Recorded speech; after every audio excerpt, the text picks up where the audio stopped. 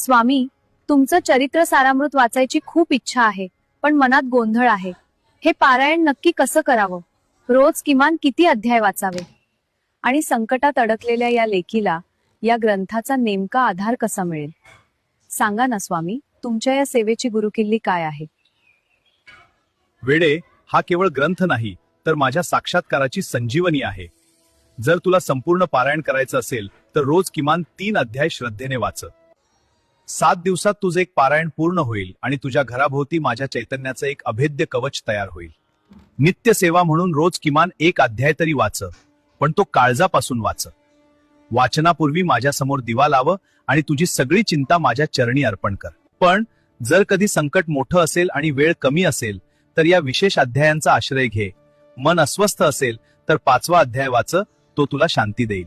शारीरिक आजार असेल तर 13वा अध्याय वाच, तो तुला आरोग्य देईल. आणि प्रगती हवी असेल तर 14वा अध्याय वाच, तो तुझा भाग्योदय करेल. तू वाचायला सुरुवात तर कर. तुझ्या आयुष्याचं सारं अमृत मीच तुला देईन. भिवू नकोस, मी तुझ्या पाठीशी आहे. स्वामी, आता कळलं, हा ग्रंथ म्हणजे तुमचं वाङ्मयीन रूपच आहे.